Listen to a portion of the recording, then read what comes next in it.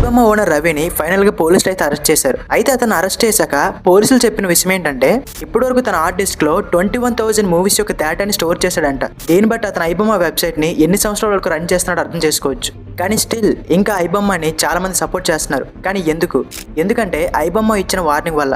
ఆ వార్నింగ్ లో వాళ్ళు కొన్ని పాయింట్ అయితే చెప్పారు. దాంట్లో ఫస్ట్ పాయింట్ ఏంటంటే హీరోలకు అంత అమౌంట్ అవసరమా, అది మీ కొడుకైనా ఎవరైనా. అలాగే సెకండ్ పాయింట్, మీరు ప్రతి మూవీకి టికెట్ రేట్స్ అయితే పెంచుతున్నారు. అలా పెంచుకుంటూ పోతే ప్రతి మిడిల్ క్లాస్ ఫ్యామిలీస్ వాళ్ళు ఎలా చూడగలుగుతారు? సో ఇవే కాదు, ఆ వార్నింగ్ లో చాలా పాయింట్లు రాశారు. కానీ రియాలిటీగా మాట్లాడుకుంటే ఐబొమ్మ చేసింది 100% తప్పు. కేవలం ఐబొమ్మలోనే 21,000 మూవీస్ ఉన్నాయంటే దానికి అర్థమేంటో తెలుసా? 21,000 టైమ్స్ బెట్టింగ్ ప్రమోషన్ జరిగాయి. అయితే ఐబొమ్మ చెప్పిన ఒక పాయింట్ లో మీరు ప్రతి మూవీకి టికెట్ రేట్స్ పెంచుతున్నారు, దానివల్ల మిడిల్ క్లాస్ ఫ్యామిలీస్ ఏమైపోవాలి అని రాశారు. కానీ ఆ పాయింట్ తీసుకుంటే అదే మిడిల్ క్లాస్ ఫ్యామిలీ వాళ్ళు ప్రమోట్ చేసిన బెట్టింగ్ యాప్స్ ని యూజ్ చేయడానికి గ్యారంటీ ఏంటి? ఆ బెట్టింగ్ యాప్స్ వల్ల అదే మిడిల్ క్లాస్ ఫ్యామిలీ నష్టపోయి ఉంటారు కదా, మరి వాళ్ళ సంగతి ఏంటి? సో దీని గురించి మాత్రం ఎవరు ఆలోచించరు. సో ఇలా ఐబొమ్మ కొంతమంది దృష్టిలో తప్పు కాకపోవచ్చు, కానీ చట్టం ప్రకారం మాత్రం ఇది చాలా తప్పు అవుతుంది. సో ఇప్పుడు ఫిల్మ్ ఇండస్ట్రీ గురించి మాట్లాడుకుంటే వీళ్ళు ప్రతి మూవీకి టికెట్ రేట్స్ అయితే పెంచుతున్నారు. సో ఐబొమ్మ చెప్పినట్టే నాలాంటి మిడిల్ క్లాస్ ఫ్యామిలీస్కి చాలా ఇబ్బంది అవుతుంది.